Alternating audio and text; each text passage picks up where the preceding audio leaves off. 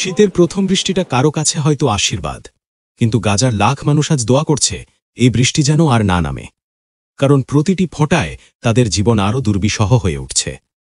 যুদ্ধবিরতি লঙ্ঘন করে চলা বিমান হামলার মধ্যেই গাজার বাস্তুচ্যুত মানুষের উপর নেমে এসেছে শীতকালীন বৃষ্টির নতুন ভয়াবহতা।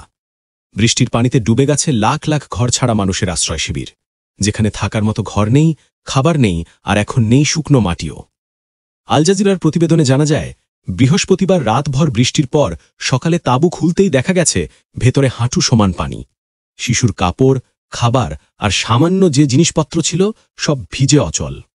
গাজা সিভিল ডিফেন্স জানাচ্ছে, সরঞ্জামহীন অবস্থায় তারা প্রতিদিন শত শত সাহায্যের আবেদন পাচ্ছে, কিন্তু উত্তর দেওয়ার মতো সক্ষমতা তাদের নেই।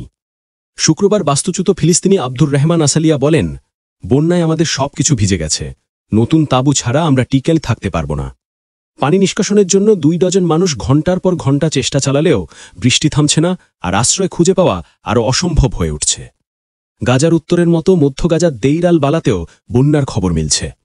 জাতিসংঘ বলছে 14 লাখ মানুষ ইমার্জেন্সি আশ্রয় সামগ্রী চাইছে, কিন্তু ইসরায়েলি নিষেধাজ্ঞার কারণে সরবরাহ পৌঁছানো অসম্ভব হয়ে পড়ছে। ধ্বংস হওয়া অবকাঠামো, চিকিৎসা সংকট আর সর্বনাশী নিরাপত্তাহীনতা দক্ষিণ গাজাকে দ্রুত রূপ দিচ্ছে একটি অনিরাপদ মানবিক অঞ্চলে। এদিকে ইন্দোনেশিয়া জানিয়েছে, চিকিৎসক, প্রকৌশলী এবং সামরিক সদস্যসহ 20,000 কর্মী গাজা মিশনের জন্য প্রস্তুত।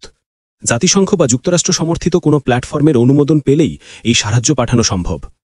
গাজার মানুষ আজ বৃষ্টিকে আশীর্বাদ নয়, প্রাণের হুমকি হিসেবে দেখছে, আর প্রতিটি পরিবার অপেক্ষায় আছে কবে তারা একটু শুকনো মাটি, একটু নিরাপদ ঘর পাবে।